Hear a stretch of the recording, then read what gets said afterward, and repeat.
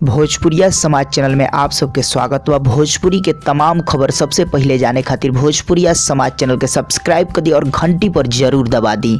जय भोजपुरिया समाज। जी हाँ भैया, आप सबके जौना के इंतजार रहलू आप सबके बीच आ चुकल बा। जी हाँ भैया, आप सबके बता दी कि पावर स्टार पवन सिंह के नया धमाका जौन की आप सबके बता दी नया धमाका के टीजर आ चुकल बा। जी हाँ भैया, बहुत जल्द फुल धमाका आप सबके बीच आवे वाला बा। जब हम बात कर रहा बनी श्री हनुमान चालीसा के बारे में। जी हाँ भैया, आप सबके आज से 20-25 दिन पहले भी हम रिपोर्ट के माध्यम से बतैले रहे कि पवन सिंह के श्री हनुमान चालीसा आवे वाला बाटे पवन सिंह के आवाज में। जी हाँ भैया, और आप सबके बता दी कल ही भक्ति सॉन्ग के पोस्टर भी जारी भइल रहे। आज सुबह में हम रिपोर्ट भी बतैले रही कि आज टीजर आवे वाला बा एक गाना के। तो जी हाँ भैया, भक्तिमय गाना आप सबके बीच बहुत जल्द आवे वाला बा श्री हनुमान चालीसा। जी हाँ भैया, हनुमान चालीसा जौन की पवन सिंह के आवाज में सुनम। और आप सबके बता दी एमे आवाज बाटे पवन सिंह और बॉलीवुड अभिनेता शत्रुघ्न सिन्हा के। जी हाँ भैया, ये लोग के आवाज बाटे।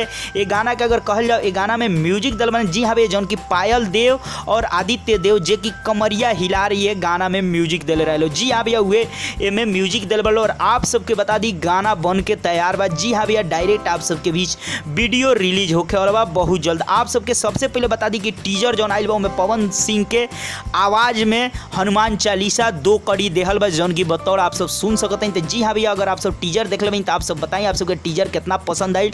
अगर नहीं देख ले तो जी हाँ भैया, आप सब कहाँ से देख सकते हैं, कौना चैनल पर। जी हाँ भैया, वो चैनल के नाम बा एडी अपनी धुन। जी हाँ भैया, अगर यूट्यूब पर सर्च करें एडी अपनी धुन तो भैया वो चैनल आ जाइए। वहाँ ई टीजर रिलीज हो चुकल बा पवन सिंह के नया धमाका। तो जी हाँ भैया, भक्तिमय सॉन्ग भक्ति सॉन्ग जौन की आप सबके बीच बहुत जल्द भैया फुल गाना आवे वाला बा जौन की पवन सिंह का आवाज। अभी फिलहाल आप सब टीजर जाके देख सके। टीजर रिलीज हो गई बा, आउट हो गई बा। तो जी हाँ भैया, अगर देख ले बनी चाहे नहीं देख ले तो देख सकते नहीं। अगर देख ले बनी तो आप सब बताइए आप सबके कितना पसंद आइला, कमेंट करके बताइए। चलते चलते वीडियो के लाइक कर दी और ज़्यादा से ज़्यादा ये वीडियो के आप सब शेयर करी।